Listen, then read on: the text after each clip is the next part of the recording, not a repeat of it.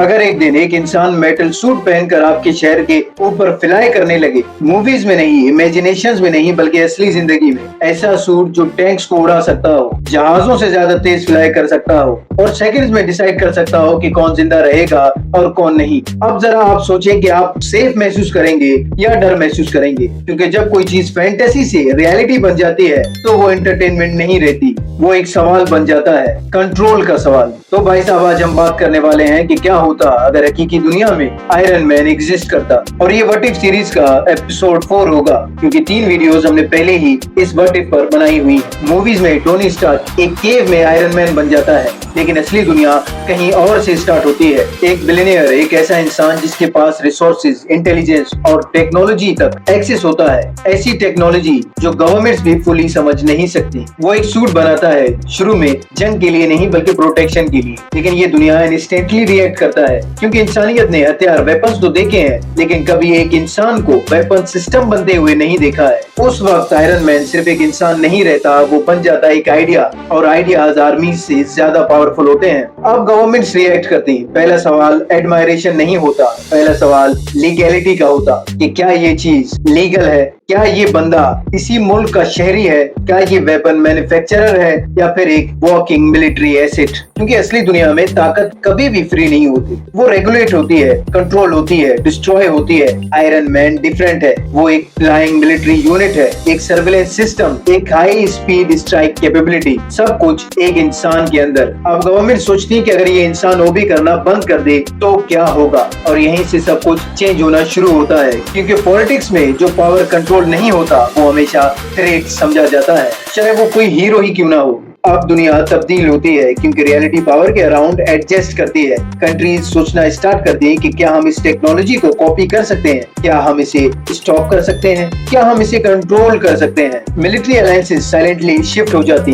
Intelligence agencies quietly activate हो जाती और ग्लोबल इकोनॉमी रिएक्ट करती बिना कुछ बोले। क्योंकि जब एक इंसान वारफेयर चेंज कर सकता है तो स्टॉक मार्केट्स वेट नहीं कर पाती, वो फियर पे रिएक्ट करती हैं। अब आयरन मैन सिर्फ एक इंसान नहीं रहता, वो बन जाता है एक strategic imbalance in global geopolitics. और हिस्ट्री हमेशा यही दिखाती है कि जब पावर अनइक्वल हो जाए वो बैलेंस में नहीं रहता। अब हम इस चीज में थोड़ा डीपर जाते हैं, पॉलिटिक्स से नहीं बल्कि साइकोलॉजी से, क्योंकि आयरन मैन अभी एक इंसान है और यही चीज डेंजरस है। एक लम्हे के लिए सोचें, जब तुम जानते हो कि तुम आर्मीज को डिस्ट्रॉय कर सकते हो, तुम जानते हो कि लोग तुमसे डरते हैं, तुम जानते हो कि एक मिस्टेक ग्लोबल डिजास्टर बन सकता है और ये चीज कुछ भी क्रिएट कर सकता है। Isolation, villain, hero. क्योंकि जब इंसान बहुत ज्यादा पावरफुल हो जाता है तो वो ह्यूमन नहीं लगता, लोग उसे या तो वर्शिप करते हैं या उससे डरते हैं, लेकिन कभी भी उसे समझने की कोशिश नहीं करते हैं। और यहाँ आइडेंटिटी ब्रेक होना स्टार्ट होती है, क्योंकि स्ट्रॉन्गेस्ट माइंड भी आखिर एक इंसान का ही होता है। और सबसे इम्पोर्टेंट सवाल ये आता है कि कौन डिसाइड करेगा कि आयरन मैन क्या करेगा, what to do what not to do. ये डिसाइड करने वाला कौन होगा, गवर्नमेंट, पब्लिक या उस सूट के अंदर वाला इंसान। क्योंकि मोरलिटी, अखलाकियात अनक्लियर हो जाती है जब पावर एब्सोल्यूट हो। अगर वो जंग रोकता है तो वो हीरो है, अगर वो ज्यादा इंटरवीन करता है तो वो डिक्टेटर है, और वो कुछ नहीं करता तो वो रिस्पॉन्सिबल होगा।